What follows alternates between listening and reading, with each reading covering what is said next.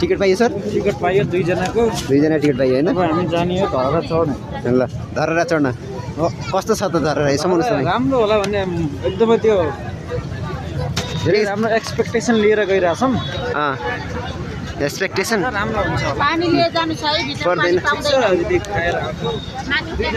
हामी ओहो यहाँभित्र यस्तो रहेछ।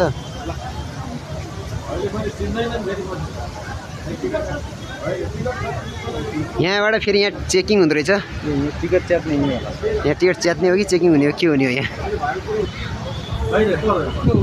यो के गराउनु पर्छ? टिकट दिनु त। 4 नम्बर गेटबाट। 4 नम्बर गेटबाट धन्यवाद। ल गेटबाट पनि भित्र छिरियो। हो यहाँ यस्तो दामी रहेछ है भित्र। यता हिँड्नु न सर, यता जाऊँ पहिला। यहाँ हेरौँ पहिला भित्र त घुमौँ पहिला। पानीको यस्तो रहेछ सर, कस्तो लाग्यो? एकदम ल म भन्छु है त। ल भन्नु न। यो धरहरा मास्क खोलेर भीमसेन थापाले बनाउनु भएको धरहरा भीमसेन धरहरा भन्दो रहेछ। यो चाहिँ 2072 साल फेरि वैशाख 12 गते गएको भूकम्पले पुरै भत्काएको थियो। पुनः निर्माण भएर फेरि सर्वसाधारणको लागि सबै खुल्ला गरेको रहेछ। त्यही भएर त्यही मौका खोजेर चाहिँ आज हामी दुईजना साथीहरू मिस्टर भरत सुवेदी अनि म यो पहिलोचोटि त्यो धरहराको चाहिँ अवलोकन गर्न धरहरा चढ्न चाहिँ हामी जाँदैछौँ। तपाईँहरू पनि काठमाडौँ वरिपरि हुनुहुन्छ भने आउन सक्नुहुन्छ। यहाँ पुरा यस्तो रहेछ होइन? यतातिर यो पानीको फोहोर यस्तो माथिसम्म गएको रहेछ यता। यहाँदेखि मान्छेहरू चाहिँ यस्तो व्यापक रूपमा यस्तो रहेछ नि। उता पनि रहेछ सर एउटा पानीको फोहोर, जाउँ त्यहाँ। अनि यता पनि रहेछ एउटा पानीको फोहोर। यो पानीको यस्तो यो भित्र चाहिँ एकदम यो इन्टेरियर चाहिँ यस्तो दामी रहेछ। यो उसको काठको पनि यस्तो होइन? यो कस्तो दामी यो काठको यत्रो ठुलो छ होइन? यो खतरा राम्रो देखियो। यो बुट्टाहरू पनि है यस्तो राम्रो रहेछ जो। अनि आउनु के हुन्छ र? तपाईँ पनि यहाँ मान्छे के हो बे? जियोस् यस्तो रहेछ। यहाँ पनि यस्तो रहेछ पानी होइन त?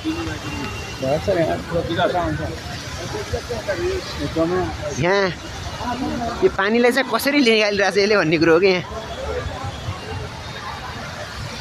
यस्तो रहेछ र। जो यतातिर पानी पनि यहाँ रहेछ होइन? दुबोमा नबस्नु होला, धुम्रपान। यो पानी चाहिँ यहाँ रहेछ। यस्तो के रहेछ कुनै यो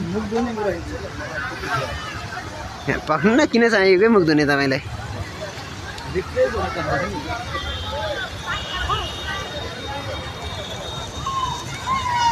पानी फोहोर आइरहेछ नि। पानी पुरै फोहोर आएको छ तर पानी फोहोर आएको रहेछ। फोहोर आएको रहेछ है।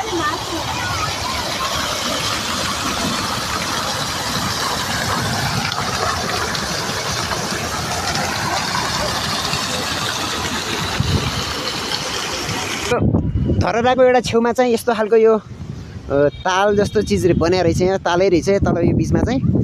जोस् यो माथि लिएरदेखि लिएर तल बनिरहेको रहेछ। एकचोटि हामी त्यहाँभित्र पनि पुग्छौँ। यहाँ चाहिँ यो यस्तो रहेछ जोस्। यो खास धाराहरू पनि रहेछ। पानी त कहाँबाट आउँदो रहेछ त? पानी चाहिँ एकदम फोहोर रहेछ। पानी चाहिँ एकदम फोहोर छ है। पानी चाहिँ एकदम फोहोर छ। यो मूर्तिहरू पनि रहेछन्, केही मूर्तिहरू यस्तो रहेछ। यहाँ चाहिँ यो भित्र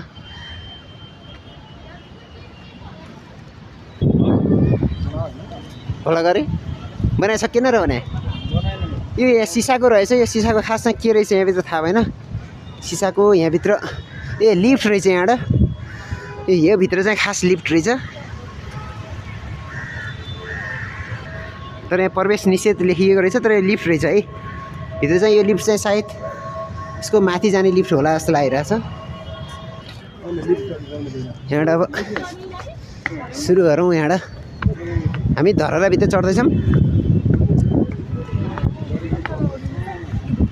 यसको चाहिँ historical Dharahara that was destroyed by the devastating earthquake of April 25, 2015 and reconstructed by the national reconstruction authority government of Nepal has been inaugurated by the honour prime minister KP Sharma Oli.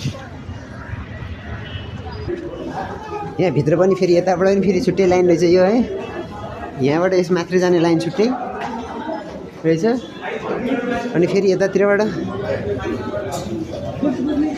यताबाट अझै फेरि छुट्टै रहेछ मासेर जाने भर्याङबाटै जाउँ लिफ्टबाट नजाउँ नै हाम्रो 4 नम्बर गेट भने कहाँ हो ले यो भर्याङबाट उहाँले फेरि अब यत्रो धररा चाहिँ भर्याङबाटै चढाइदिनु भयो उहाँले आइपुग्नु पर्ला यहाँबाट हेर्दा कस्तो देखिन्छ है त एकचोटि है त राम्रोसँग हेरौँ ओ माई गड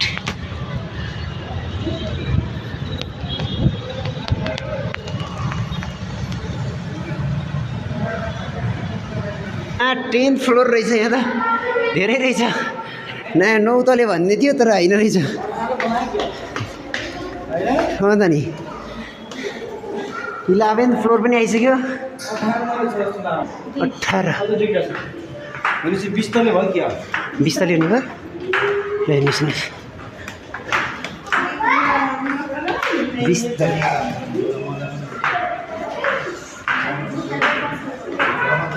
सीसीटीभी क्यामेराले हामीलाई खिचिरहेको छ 1900 मा पुग्यौँ यहाँबाट त रहन्छ अब कता रहेछ है त त्यही यताबाट रहेछ यसमा यताबाट घुम्नुपर्ने छ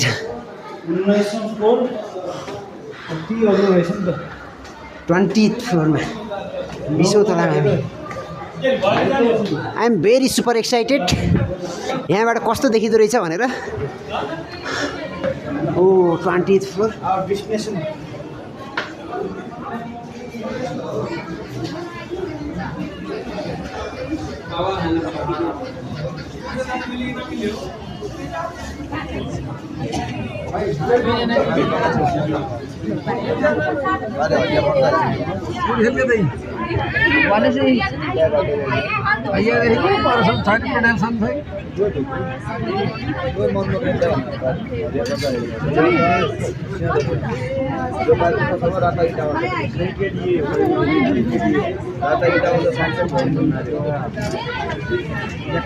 यस्तो देखिँदो रहेछ मान्छे माथि यति धेरै मान्छे रहेछन् वरिपरि चाहिँ